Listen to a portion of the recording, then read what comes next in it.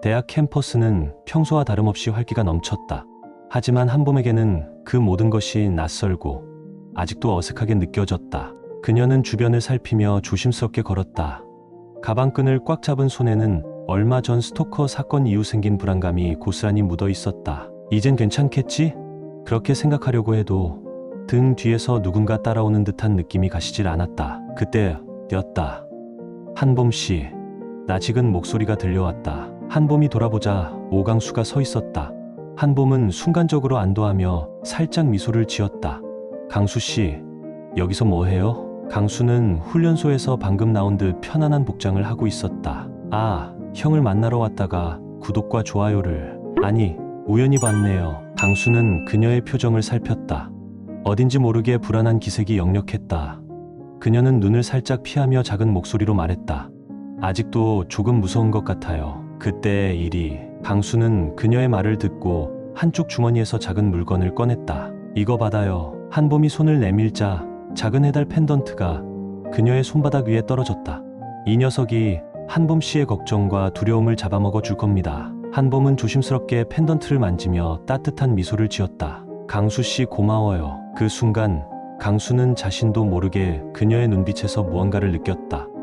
그러나 그들의 모습을 한 남자가 멀리서 지켜보고 있었다. 멀리서 한봄과 강수를 바라보던 한 남자의 표정이 굳어졌다. 그의 이름은 이준영. 한봄과 같은 학과에 속해 있었고 오랫동안 한봄을 짝사랑하고 있었다. 하지만 한봄은 이를 전혀 눈치채지 못한 채 늘 그와 편하게 지냈다. 한봄이 저 사람한테 저런 미소를 짓는다고? 강수가 한봄에게 해달 펜던트를 건네는 모습을 보고 준영의 주먹이 저절로 움켜쥐어졌다. 저 녀석, 대체 뭐야? 그는 씁쓸한 표정으로 그 장면을 바라보다가 조용히 핸드폰을 꺼내 연락처를 찾아냈다. 그날 저녁 한봄은 기숙사 방에서 해달 펜던트를 손에 꼭 쥐고 있었다. 이상하게 이걸 보고 있으면 마음이 편안해지네. 그녀는 미소를 지으며 핸드폰을 열어 강수에게 감사 인사를 보낼까 망설였다. 그러나 그때 예상치 못한 연락이 왔다. 한봄아, 오늘 저녁에 같이 밥 먹을래? 한봄은 순간적으로 고민했다. 준영이랑은 몇 번 밥 먹은 적 있으니까. 그녀가 답장을 보내려던 순간 문자가 하나 더 왔다. 아, 그리고 그 남자는 누구야? 오늘 내 옆에 있던 애. 한봄은 손을 멈칫했다. 강수 씨를 말하는 거야? 묘하게 불편한 기분이 들었다. 준영이 강수를 신경 쓰고 있다는 걸 단번에 알 수 있었다.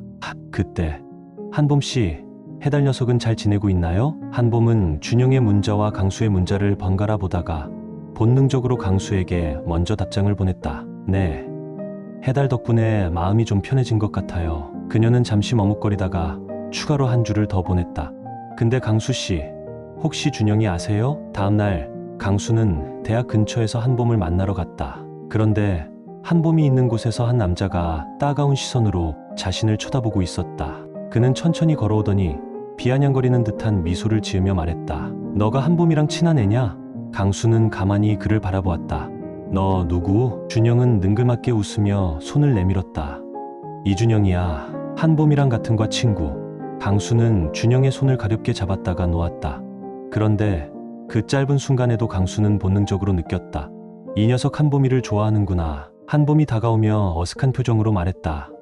아, 강수 씨, 준영이는 우리 과 친구예요. 어제 저녁에 밥 먹자고 하길래. 강수는 그녀의 말을 듣고 슬쩍 고개를 끄덕였다.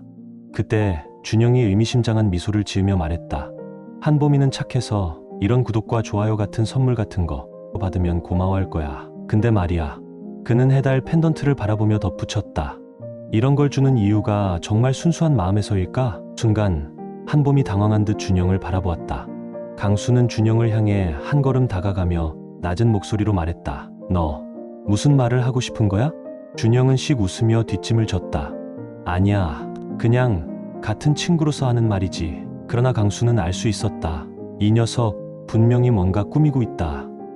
독수리 술도가의 한적한 마당, 따뜻한 햇살이 비추고 있었지만 광숙의 마음은 결코 편하지 않았다.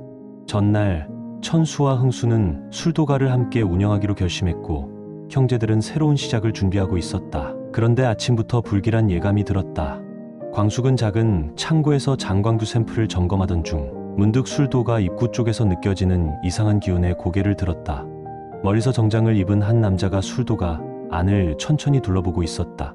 누구지? 남자는 중년의 외모에 깔끔한 차림새를 하고 있었지만 왠지 모르게 그의 눈빛이 차가웠다. 그때 술도가 직원 중 한 명이 남자에게 다가갔다. 실례지만 어디서 오셨습니까? 남자는 살짝 미소를 지으며 명함을 건넸다. 아, 저는 백산주조에서 나왔습니다. 백진호라고 합니다. 그 순간 광숙의 눈이 번뜩였다. 백산주조. 백산주조는 독수리 술도가와 오랫동안 경쟁해 온 양조장이었다. 특히 장수가 살아있을 때부터 양조법을 둘러싸고 갈등이 있던 곳이었다. 광숙은 곧장 그를 향해 다가갔다. 우리 술도가에 무슨 일이시죠? 백진호는 미소를 잃지 않은 채 말했다. 아, 마 사장님. 직접 뵙게 되어 반갑습니다. 독수리 술도가가 요즘 장사가 잘 된다고 하길래 궁금해서 찾아왔습니다. 장사가 잘 되는지는 우리 사정이고 백산주조에서 일부러 찾아올 일은 없을 텐데요. 광숙이 단호하게 받아치자 백진호는 어깨를 으쓱하며 말했다. 요즘 새로운 양조장을 인수하고 있는데 마침 여기도 매각 의사가 있을까 해서요. 그 말에 광숙의 표정이 굳었다. 우리 술도가를 팔 생각은 없으니까 돌아가세요. 하지만 백진호는 그 말이 끝나기도 전에 의미심장한 미소를 지으며 덧붙였다. 아, 물론 지금은 그렇게 생각하실 수도 있겠죠.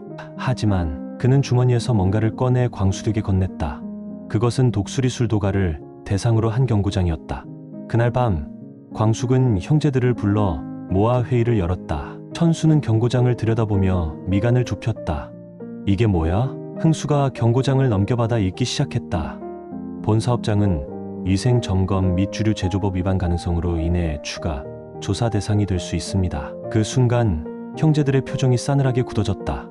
범수가 팔짱을 끼고 말했다. 위생 점검?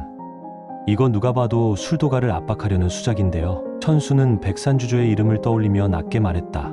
백산주조, 이 자식들. 옛날부터 장수형이랑 양조법 문제로 부딪혔었지. 강수도 손에 든 종이를 내려놓으며 말했다. 근데 이 정도면 그냥 견제가 아니라 진짜 방해하려는 거 아닌가요? 광숙은 침착하게 말했다. 지금 우리가 직접 반박할 수도 없고 명확한 증거도 없어. 일단은 조심하면서 술도가 운영을 철저하게 해야 해. 그때 문을 두드리는 소리가 들렸다. 누구세요? 문이 열리자 직원 한 명이 급히 들어왔다. 사장님, 창고 쪽에서 누가 술도가 안을 훔쳐보고 있었습니다. 형제들은 곧장 창고로 달려갔다. 하지만 도착했을 때는 이미 늦었다. 창고 문이 살짝 열려 있었고 안에는 누군가 다녀간 흔적이 역력했다. 광숙은 조용히 주변을 살폈다. 바닥에는 누군가 급하게 도망치면서 떨어뜨린 메모지가 있었다. 그녀는 조심스럽게 메모지를 집어들었다. 조금만 더 기다려. 곧 무너질 테니까. 그 글을 본 순간 광숙의 심장이 덜컥 내려앉았다. 천수가 메모지를 보더니 이를 악물었다.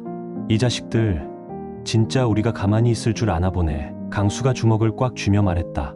이제는 노골적으로 위협까지 하네. 형, 어떻게 할까요? 범수는 진지한 얼굴로 말했다. 이거 경찰에 신고할까요? 하지만 광숙은 잠시 고민하다가 고개를 저었다. 아니, 지금 당장 경찰을 부른다고 해결될 일이 아니야. 천수가 그녀를 바라보았다. 그럼 어떻게 할 건데? 광숙은 결연한 표정으로 말했다. 우리가 약한 모습을 보이면 더 끌려다닐 거야. 절대 백산주조가 원하는 대로 두지 않을 거야. 우리가 직접 지켜야 해. 그 순간 형제들은 모두 한 곳을 바라보며 결심했다. 이제 독수리 술도가는 단순한 운영의 문제가 아니라 생존이 걸린 싸움이 되었다. 다음 날 술도가 입구 앞에는 정체불명의 남자들이 서 있었다. 그들은 마치 술도가를 감시하는 듯한 태도로 안을 들여다보고 있었다. 광숙은 한숨을 쉬며 말했다. 이제 대놓고 감시하겠다는 거야? 그때 백산주조의 백진호가 다시 나타났다. 그는 여전히 여유로운 미소를 지으며 말했다. 마 사장님, 아직도 생각 안 바뀌셨나요? 광숙은 단호하게 말했다. 우린 구독과 좋아요 누르고 이 술도가를 지킬 겁니다. 백진호는 피식 웃으며 말했다. 그래요. 그럼 얼마나 버틸 수 있을지 한번 보겠습니다. 그리고 그 순간 광숙은 깨달았다. 이제 진짜 싸움이 시작되었다는 것을.